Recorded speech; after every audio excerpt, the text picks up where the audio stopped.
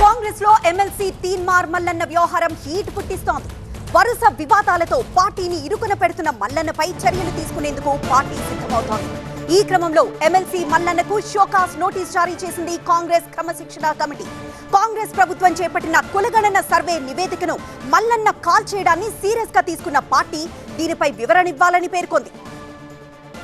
కులగణన నివేదికకు నిప్పు పెట్టడంతో ఇటీవలే వరంగల్ పీసీ గర్జన సభలో తీన్మార్ మల్లన్న ఓ వర్గంపై చేసిన వ్యాఖ్యలు దుమారం రేపాయి. ఈ సభలో ఓ వర్గాన్ని కించపరిచేలా ఆయన అనుచిత వ్యాఖ్యలు చేశారని ఓ వర్గం నేతలు అభ్యంతరం వ్యక్తం చేశారు.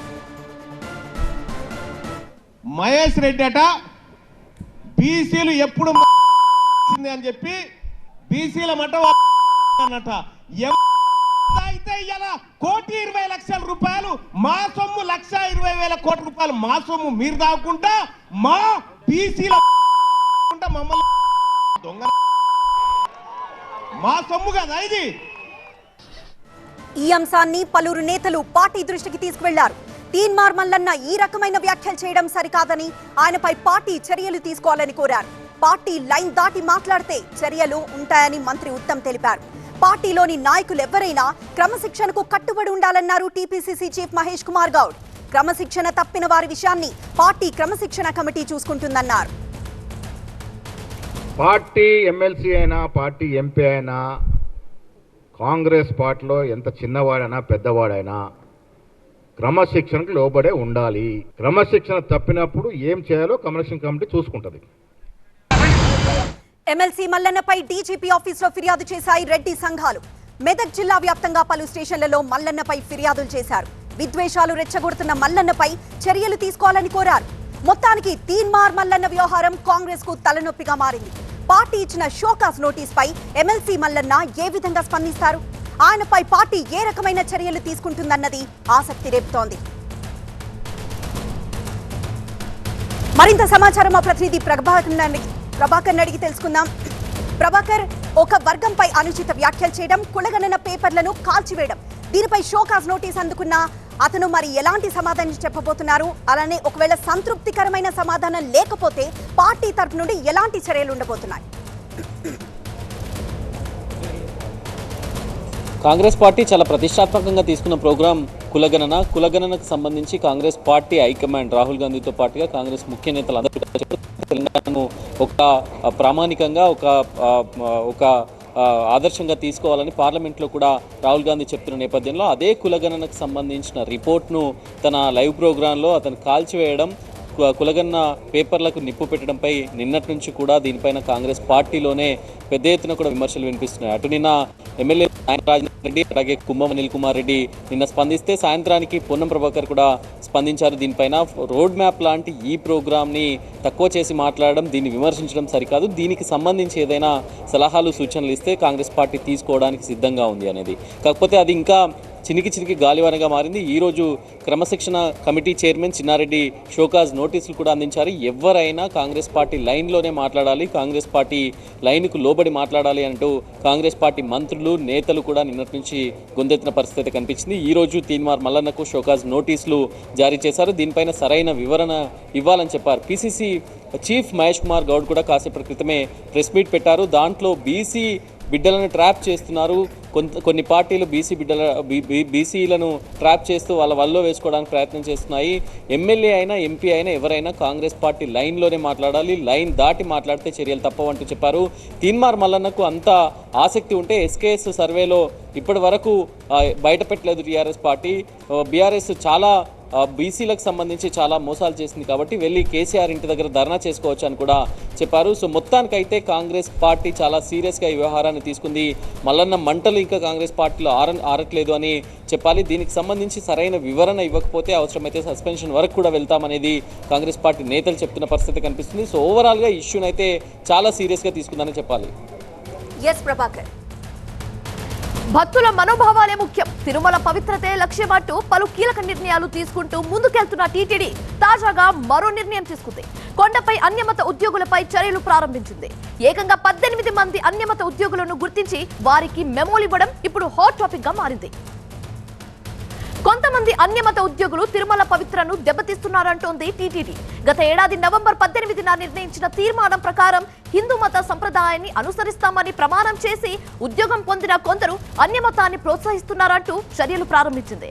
అయితే టీటీడీ చైర్మన్ బిఆర్ నాయుడు ఆదేశాలతో టీటీడీలో అన్యమత ఉద్యోగులపై చర్యలు ప్రారంభించారు. ఇతర మతాలకు సంబంధించిన కార్యక్రమాల్లో పాల్గొంటే టీటీడీ ఉత్సవాల్లో పాల్గొంటున్న 18 మంది ఉద్యోగులపై క్రమశిక్షణ చర్యలకు ఆదేశించారు బిఆర్ నాయుడు. 18 మంది అన్యమత ఉద్యోగుల్లో ఎవరైనా తిరుమల టీటీడీ అనుబంధ ఆలయ అనుబంధ విభాగాల్లో పనిచేస్తున్నట్లయితే తేలితే వెంటనే ప్రభుత్వ శాఖలకు బదిలీ చేయాలని ఉత్తర్వులు ఇచ్చారు. సదరు ఉద్యోగులు టీటీడీ ఆలయాల ఉత్సవాలు, ఊరేగింపులు, ఇతర హిందూ కార్యక్రమాల విధులకు నియమించకూడదని ఆదేశాలు జారీ చేశారు. అన్యమత ఉద్యోగులను ప్రభుత్వ శాఖలకు బదిలీ లేదా వీఆర్ఎస్ ఇచ్చి బయటకు పంపాలని టీటీడీ బోర్డు తీర్మానించింది.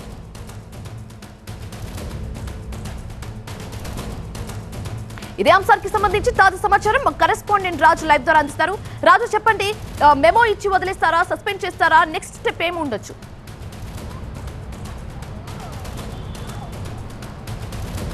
ఖచ్చితంగా హిందూయేతరులు ఎవరు కూడా తిరుమల తిరుపతి దేవస్థానంలో కానీ అనుబంధ సంస్థలు కూడా పనిచేయకూడదు అన్నదే ప్రస్తుత పాలక మండలి నిర్ణయం. ఈ మేరకు ఇప్పటికే తీర్మానం కూడా చేసింది. కాబట్టి ఎన్నో రోజులుగా అన్యమతస్తులు తిరుమలలో పనిచేస్తున్నారు.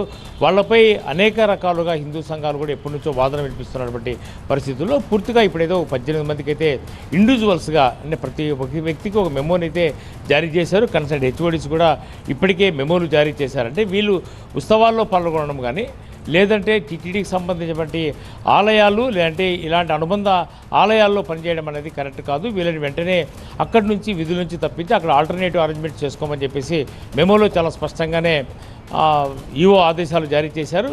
ఈ మేరకు ఈ 18 మంది ఇప్పుడైతే ఎవరైతే విధుల్లో ఉంటున్నారో వీళ్ళందరూ కూడా ఇతర డిపార్ట్మెంట్కి బదిలీ చేయడమా లేదంటే వీళ్ళు ప్రభుత్వ శాఖలు అండి ప్రస్తుతానికైతే విధుల నుంచి ఇమ్మీడియట్గా తప్పించమని చెప్పేసి ఆదేశాలు ఉన్నాయి. కాబట్టి వీళ్ళని అవసరమైతే వాళ్ళు ప్రభుత్వం ఇతర శాఖలకు వెళ్తే విల్లింగ్ ఇస్తే ఇతర శాఖలు పంపించడము లేదంటే వీఆర్ఎస్ ఇచ్చి వాళ్ళకి ఇంటికి సాగనప్పడము ఈ మార్గాలనే టీటీడీ అన్వేషిస్తున్నట్టు తెలుస్తుంది. అయితే టీటీడీలో ఎప్పటి నుంచో కూడా అన్యమత ఉద్యోగులు పనిచేస్తున్నట్టుగా చర్చ కొనసాగుతుంది. ఇప్పటికే ఒక 50 మందికి పైగానే ఉన్నట్టుగా గతం నుంచి మనం వింటూ ఉన్నాం. కొంతమంది ఇప్పటికే ఈ వివాదం తెర మీదకి వచ్చిన తర్వాత కొంతమంది రిటైర్డ్ కూడా అయిపోయారు. కొంతమంది బెనిఫిట్స్ కూడా రాలేదు. అయితే వీళ్ళందరూ కూడా కోర్టును ఆశ్రయించారు. అయితే ఈ 18 మంది ప్రస్తుతము పలు డిపార్ట్మెంట్లో కొద్దిమంది ఆసుపత్రుల్లో పనిచేస్తున్నారు, ఆయుర్వేదిక్ కాలేజీ లాంటి పనిచేస్తున్నారు, మరోవైపు ఇంజనీరింగ్ డిపార్ట్మెంట్లో పనిచేస్తున్నారు. అంటే ఇట్లా నర్సులుగా, ఉద్యోగులుగా, లెక్చరర్లుగా పనిచేస్తున్నటువంటి వాళ్ళు విద్యా సంస్థల్లో సంబంధించి టీటీడీ విద్యా సంస్థల్లో కానీ లేదంటే టీటీడీకి సంబంధించి అనుబంధ ఆలయాల్లో కానీ లేదంటే తిరుమల ఆలయాల్లో కానీ ఉత్సవాలు జరిగే ప్రాంతాల్లో కానీ ఇలాంటి వారి విధులు లేదంటే ఇలాంటి వారిని డ్యూటీస్లో కొనసాగిస్తే మాత్రము హిందువుల మనోభావాలను దెబ్బతినే అవకాశం ఉంటుంది. కాబట్టి వాళ్ళని వెంటనే తప్పించమని చెప్పేసి ఆర్డర్స్ జారీ చేశారు. అయితే ఈ ఇండివిజువల్స్గా ఎవరైతే ఇండివిజువల్గా మెమోలు స్వీకరించారో వీళ్ళందరూ మళ్ళీ తిరిగి కోర్టుకు వెళ్తున్నట్టుగా కొంతమంది మనకున్నటువంటి సమాచారం. అయితే టీటీడీ పాలక మండలి చాలా క్లియర్గానే ఉంది. ముఖ్యమంత్రి దృష్టి కూడా ఇప్పటికే తీసుకెళ్లారు. కాబట్టి ఖచ్చితంగా వాళ్ళు విల్లింగ్ ఇస్తే ప్రభుత్వ శాఖలకు బదలాయించడము లేదంటే వీఆర్ఎస్ ఇచ్చి పంపాలని చెప్పేసి ఇప్పటికే కృత నిక్షేపంతోనే ఉంది. కాబట్టి టీటీడీ చాలా కఠినమైనటువంటి నిర్ణయాలని తీసుకుంటే పరిస్థితి కనిపిస్తుంది. ఇప్పటికే బిఆర్ నాయుడు చైర్మన్గా ఉన్నటువంటి పాలక మండలి ఈ వ్యవహారంలో తొలి పాలక మండలి సమావేశంలోనే ఈ రకమైన నిర్ణయం తీసుకున్నారు. ప్రస్తుతానికి ఇప్పుడు 4 నెలల్లో ఇది పూర్తిగా ఆచార రూపం దాల్చిందని చెప్పే అవకాశం అయితే స్పష్టంగానే కనిపిస్తుంది. మరి ఈ 18 మందిని విధుల నుంచి తప్పించి ఏ ప్రభుత్వ శాఖలకు పంపిస్తారు లేదంటే వీఆర్ఎస్ ఇస్తే వాళ్ళు విల్లింగ్ ఉండి వీఆర్ఎస్ తీసుకొని వెళ్తారనేది వేచి చూడాల్సిన అవసరం అయితే ఉంటుంది. సమాజంలో సైకోలు ఎక్కువైపోతున్నారు. విశాఖలో ఇప్పుడు సైకో వెలుగులోకి వచ్చాడు. ఉద్యోగంలోంచి తీసేశారన్న నెపంతో చిన్నపిల్లల వార్డుకి ఆక్సిజన్ సరఫరానే నిలిపివేశాడు ఆ నీచుడు.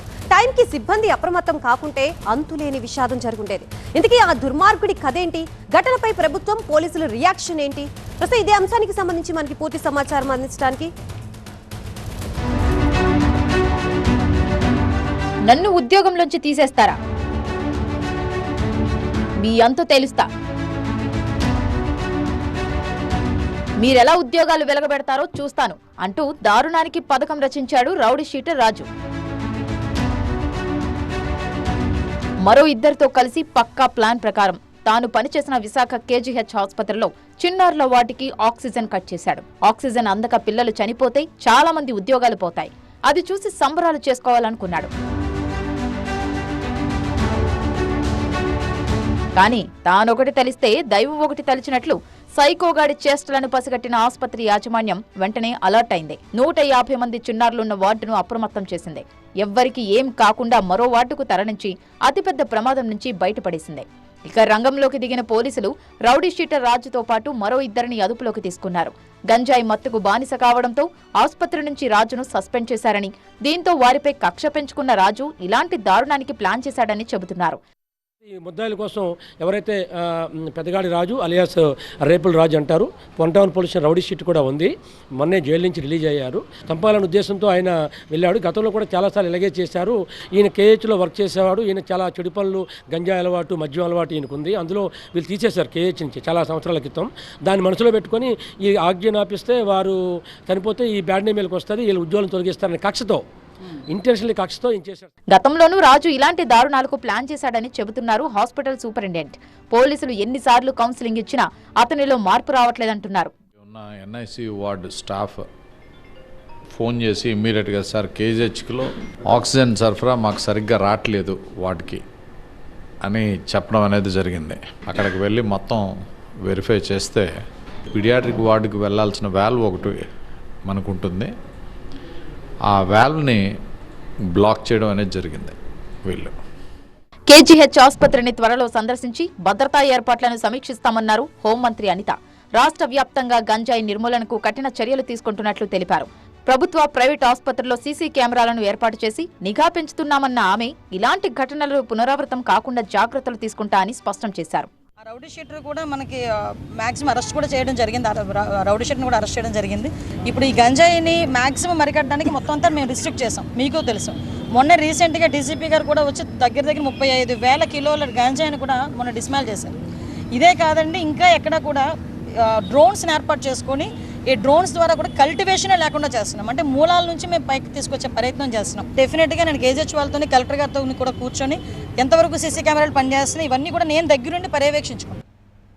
మొత్తంగా సైకోగాడి చేష్టలతో నగరం ఒక్కసారిగా ఉలిక్కిపడింది. ఇటు పెద్దగండం నుంచి బయటపడ్డామంటున్నారు చిన్నారుల తల్లిదండ్రులు. ఆక్సిజన్ పైప్స్ కట్ చేసిన దుర్మార్గులను కఠినంగా శిక్షించాలని డిమాండ్ చేస్తున్నారు. ఇదే అంశానికి సంబంధించి మనకి పూర్తి అప్డేట్స్ ఇవ్వడానికి మా సీనియర్ కరెస్పాండెంట్ కాజా లైవ్ లో సిద్ధంగా ఉన్నారు. కాజా, చెప్పండి, ఒక చిన్న ఉద్యోగం కోసం ఇటువంటి దారుణానికి పాల్పడ్డ రాజుపై ఎటువంటి యాక్షన్ తీసుకునే అవకాశం ఉంది? ఖచ్చితంగా ఇప్పటికే సిపి చాలా సీరియస్గా దీనిపై యాక్షన్ తీసుకున్నారు. ఇప్పటికే హత్యాయత్నం కేసుతో పాటు మరికొన్ని సెక్షన్ల కింద కేసు నమోదు చేసి దర్యాప్తు చేసి పెద్దగాడి నూకరాజు అలియాస్ రేపుల రాజుతో పాటు శివాజీ అలియాస్ సిద్దప్ప, సురేష్ అలియాస్ జానీని కూడా అరెస్ట్ చేశారు. వీళ్ళు ముగ్గురుపై గతంలో కూడా చాలా వరకు కేసులు ఉన్నాయి. గతంలో ఈ పెద్దగాడి నూకరాజు అలియాస్ రేపుల రాజు ఆ కింగ్ జార్జ్ ఆసుపత్రిలోని మాతృలో అవుట్సోర్సింగ్ ఉద్యోగిగా పనిచేసేవాడు. ఆ సమయంలో అతని చెడు అలవాట్లకు బానిస అవడంతో ఒకసారిగా అతన్ని విధుల నుంచి తప్పించారు. ఆ తర్వాత ఆయన మరింత గంజాయి మత్తుకు బానిసయ్యాడు. వివిధ చోట్ల వివిధ నేరాలు చేశాడు. 1 టౌన్లో కూడా రౌడీ షీట్ అతనిపై ఓపెన్ చేస్తారు. ఆ తర్వాత తన ఉద్యోగం కేవలం కింగ్ జార్జ్ ఆసుపత్రి వైద్యాధికారుల వల్లే కోల్పోవాల్సి వచ్చిందని ఒక కక్ష అయితే పెంచుకున్నాడు. ఆ తర్వాత ఇద్దరు అతనికి తోడయ్యారు. వాళ్ళు ముగ్గురు కలిసి ఎలాగైనా సరే కింగ్ జార్జ్ ఆసుపత్రిలో ఒక పథకం ప్రకారం ప్లాన్ చేసి ఆ వైద్యాధికారులకు తలపైకి వచ్చేలా ఒక ఘటన చేయాలని నిర్ణయించుకొని ఇందులో భాగంగానే గత నెల 20న 2 సార్లు ఈ గ్యాస్ను వేర్వేరు చోట్ల వాటిలోకి వెళ్ళే ఈ ఆక్సిజన్ను నిలిపివేశారు. ఆ తర్వాత ఈ నెల 1వ తేదీన మరోసారి ఈ ఆక్సిజన్ను నిలిపేయడంతో ఒకసారిగా అందరూ అప్రమత్తమయ్యారు. వెంటనే స్థానిక సెక్యూరిటీ సిబ్బంది పట్టుకునేసరికి వాళ్ళపై కత్తితో కూడా దాడికి యత్నించాడు. దీంతో అప్రమత్తమై పోలీసులకు ఫిర్యాదు చేయడంతో పోలీసులు వెంటనే రంగంలోకి దిగి వాళ్ళ ముగ్గురిని కూడా అదుపులోకి తీసుకొని అరెస్ట్ చేసి రిమాండ్కి తరలించారు. గతంలో కూడా అనేక కేసులోనే ఒకసారిగా అంటే ఈ ఎన్ఐసియులో నవజాత శిశువులు తీవ్ర వ్యాధుల చికిత్స కేంద్రం ఇది. ఇక్కడ రోజుల వ్యవధిలోనే రోజుల వ్యవధిలో ఉన్న వాళ్ళంతా చికిత్స పొందుతూ ఉంటారు. వాళ్ళు కానీ కాస్త 1 నిమిషం కూడా ఆ ఆక్సిజన్ అందకుంటే వాళ్ళు ఊపిరిపోయే అవకాశం ఉంటుంది. ఇదే అతను క్యాష్ చేసుకొని పిల్లలను హత్య చేసి తద్వారా తన కసి తీర్చుకోవాలనుకున్నారు. ఇందులో భాగంగానే సిబ్బంది అప్రమత్తం పెద్ద పెనుముప్పే తప్పిందని చెప్పుకోవచ్చు. రైట్, థ్యాంక్ యూ కాజా. ఇక Mastan Sai dirty picture remand రిపోర్ట్లో కళ్లకు కట్టారు పోలీసులు. 100ల కొద్ది న్యూడ్ వీడియోస్, అంతకు మించి ఆడియో క్లిప్స్, హార్డ్ డిస్క్లో ఒక్కో అమ్మాయికి ఒక్కో ఫోల్డర్ క్రియేట్ చేసి అందులో 10ల సంఖ్యలో పెట్టిన వీడియోస్ చూసి ఖాకీలే షాక్ అయిన పరిస్థితి. సాఫ్ట్వేర్ ఇంజనీర్ అయిన మస్తాన్ స్వయంగా యాప్ క్రియేట్ చేసి అందులో అమ్మాయిల నగ్న వీడియోలు అప్లోడ్ చేశాడు. వాటిని అమ్మి లక్షలు సంపాదించాడు. అలాగే ఏపీకి ఫైల్ పంపి కొంతమంది సెలబ్రిటీల ఫోన్స్ హ్యాక్ చేసినట్టుగా రిమాండ్ రిపోర్ట్లో పేర్కొన్నారు పోలీసులు. డ్రగ్స్ మత్తులో లావణ్య న్యూడ్ వీడియోలు కూడా షూట్ చేశాడు మస్తాన్ సాయి. అదే విషయంలో ఇద్దరి మధ్య గొడవ జరిగింది. ఆ క్రమంలో జోక్యం చేసుకున్న రాజ్ తరుణ్ వీడియోస్ ను డిలీట్ చేయించాడు. కానీ మస్తాన్ సాయి అప్పటికే న్యూడ్ వీడియోలను మరో డివైస్ లోకి అప్లోడ్ చేశాడు. మరోవైపు లావణ్యను హత్య చేయాలని కూడా మస్తాన్ ప్లాన్ చేశాడు. అరెస్టు సమయంలో మస్తాన్ ఖాజాకు డ్రగ్స్ పాజిటివ్ గా వచ్చినట్టు రిమాండ్ రిపోర్టులు ప్రస్తావించారు పోలీసులు.